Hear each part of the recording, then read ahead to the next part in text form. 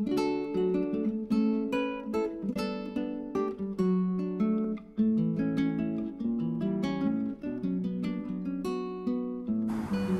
8 mars dernier, c'était la journée internationale du droit de la femme et non la fête des femmes comme beaucoup le pensent.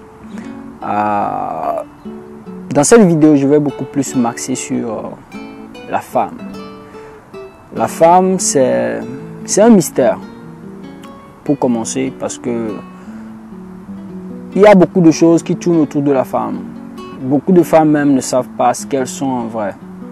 La femme, c'est un très grand mystère parce que c'est un être qui incarne la vie. Mais avant de commencer cela, je vais parler d'abord de pourquoi est-ce qu'aujourd'hui on célèbre une journée internationale du droit de la femme.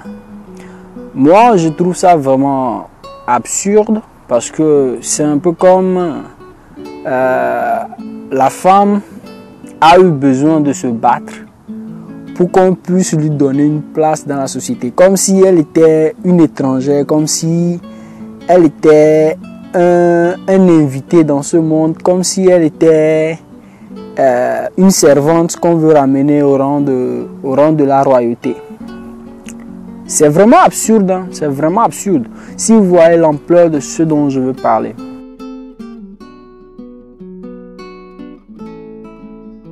Nous sommes contrôlés par un système qui nous fait croire que la femme, la première femme, est sortie d'un homme. Donc c'est-à-dire que l'homme vient avant la femme et que le fait que la femme souffre pour accoucher, c'est une malédiction. Et que dans cette même malédiction, la femme doit être soumise, la femme est maudite à faire ce que l'homme voudra qu'elle fasse. C'est un peu ce que nous pensons. Je ne sais pas si des gens le croient parce que moi, c'est un grand questionnement pour moi. Et tout ça là nous fait que les femmes pensent qu'elles sont des moins que rien et qu'elles sont minimisées. Donc, elles doivent donc se battre pour leurs droits. Personnellement, pour moi, si on va classer, normalement, on ne devait pas classer, on ne devait pas comparer les choses. Mais s'il advenait qu'on le fasse, moi, je mettrais la femme avant. Et parlant de compétences, moi, je vais nous inviter à observer la nature. Parce que c'est dans la nature que le Créateur nous parle le plus. Lorsque vous observez la nature, je ne sais pas si chez les animaux aussi, la femme a été maudite, qu'elle va accoucher dans la douleur. Le coq, oui, il est grand, il a la crête, il est le roi et tout. Mais avant de s'accoupler avec la femme, il doit courir, il doit faire des grimaces, il doit faire quelque chose, il doit, je vais dire, faire un petit sacrifice, quoi. Et bon, c'est vrai, quand on parle même de la gestion de la vie, c'est la femme qui s'occupe des enfants, c'est la femme qui protège ses enfants. Je ne sais pas si vous êtes déjà poursuivi par une femelle poule. Moi, j'avais vraiment peur des poules. Hein?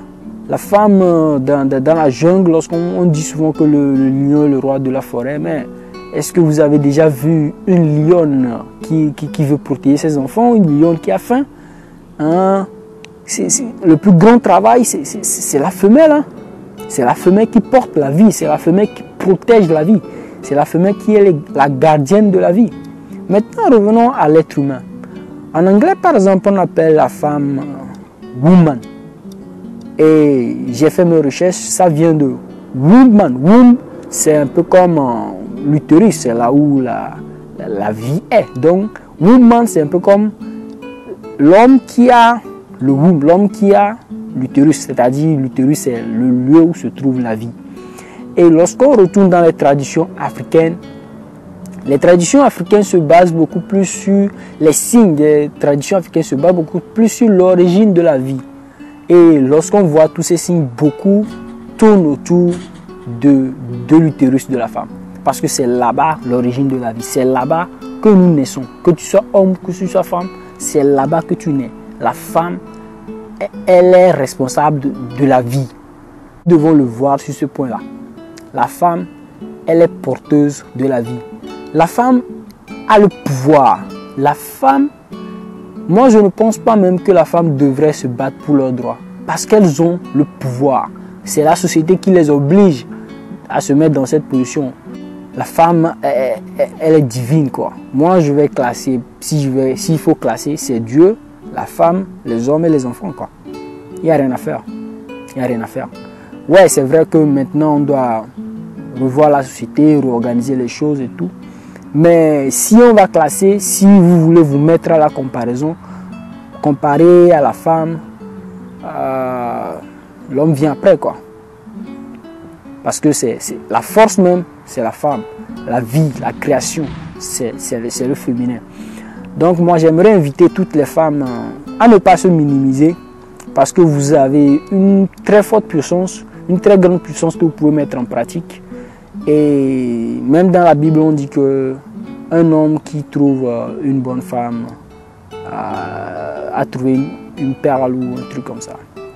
C'est-à-dire, c'est de la richesse, quoi. La femme, c'est... Et les ancêtres le savaient, les ancêtres le savent. En Afrique, à l'époque, c'était les femmes qui allaient en guerre, hein, parce que personne ne protège mieux ses enfants que la femelle.